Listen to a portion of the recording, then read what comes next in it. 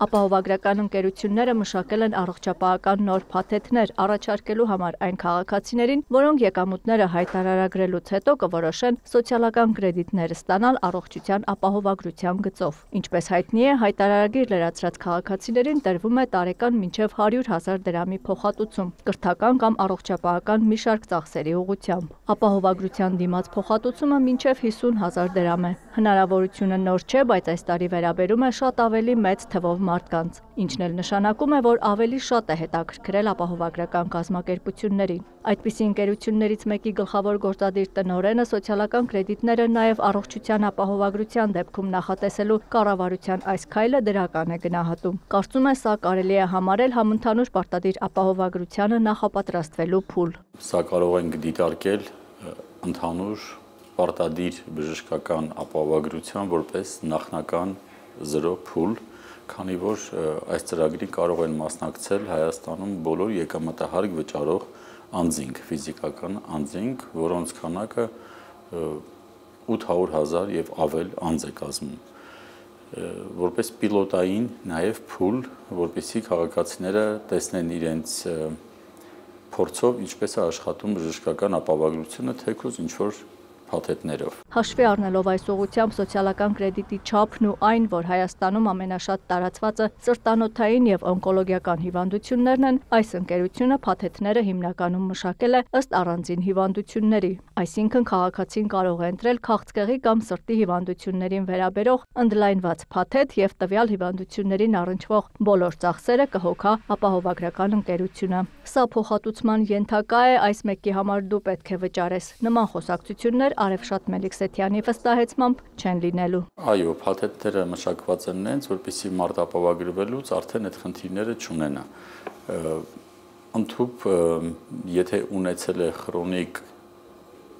նման խնդիրներ, ուղղակի առաջի պայմանագրի կնքման առաջի 2-3 ամիսը, եթե դիագնոզը չկա եւ դրանից հետո դրվեց, բայց պարզվեց քրոնիկա, նրանք նույնպես հատուցվելու են։ Չարորակ նորագոյացության ախտորոշման դեպքում կլինի նաև միանվագ մինչև 4 միլիոն դրամի փոխհատուցման փաթեթ։ Այդ գումարը հնարավոր կլինի ծախսել ինչպես Հայաստանում, այնպես էլ արտասահմանյան երկրներում բուժումը կազմակերպելու համար։ Տարեկան կանխարգելիչ բուժզննության փաթեթ նույնպես կգործի։ Առողջապահության նախարարի գլխավորությամբ վերջերս հանդիպում է տեղի ունեցել ապահովագրական ընկերությունների ներկայացուցիչների հետ, քննարկելու 50,000 դրամ սոցիալական կրեդիտը իրացնելու համար փաթեթներ ձևավորելու հարցը։ Պետական առողջապահական գործակալության ղեկավարի փոխանցմամբ առաջարկվել է մշակել սոցփաթեթի նմանությամբ փաթեթ, որը վաղուց արդեն առաջարկվում է պետական աշխատողներին։ Նախարարը առաջարկեց, որպեսզի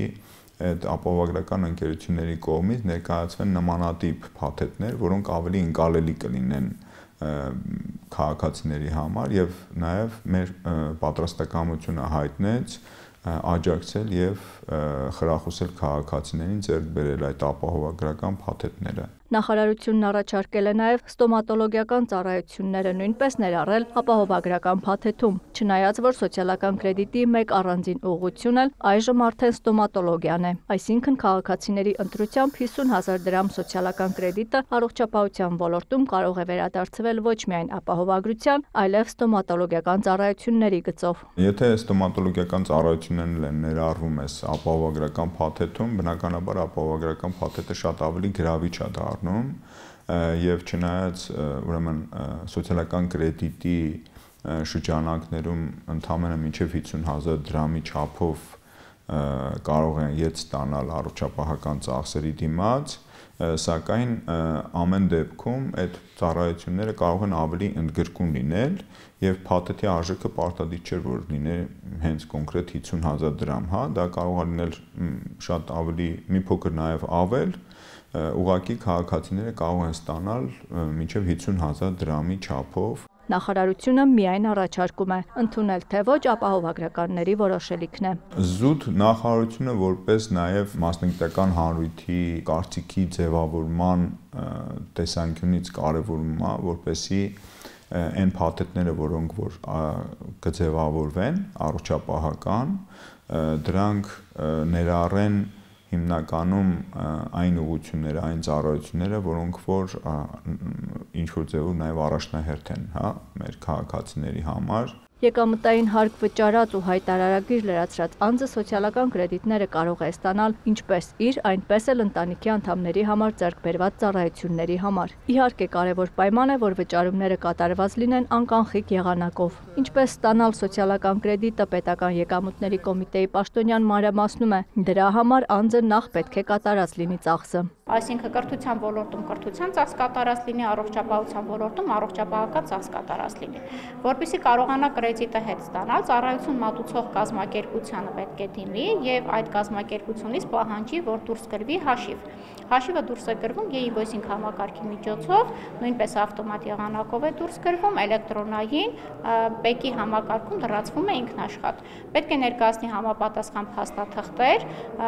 ընտանիքի անդամ հանդիսանալու դեպքում, եթե ծախսը կատարել է ընտանիքի անդամի համար, նաև պետք է ներկայացնի հավաստում, որ տվյալ անձը հանդիսանում է ընտանիքի անդամ։ Ֆիզիկական անձանց էլեկտրոնային ծառայությունների միասնական համակարգի միջոցով էլ, որով հայտարարագիրն է լրացվել, պետք է դիմել ու հետ ստանալ սոցիալական ծախսի համար վճարված գումարները։ Ապա գլխավոր էջից անցնելով հարկերի մարում վերադարձ բաժին, սոցիալական ծախսեր պատուհանում կտեսնեք, թե որքան է կազմում վերադարձման ենթակա գումարը։ Հաջորդ քայլով վերադարձեք համակարգի գլխավոր էջ եւ մուտք գործեք հայտարարագրեր բաժին։ Ապա հայտարարագրերի ձևերից ընտրեք դիմում միասնական հաշվից գումարները վերադարձնելու համար դիմումի ձևը։ Համապատասխան տվյալներն արտացոլվում են նաև հայտարարագրի բաժնում։ Գումարը ետ ստանալու համար նույն բաժնում պետք է նաև առցանց դիմում լրացնել։ Նշում է կոնկրետ բանկի հաշվի համարը,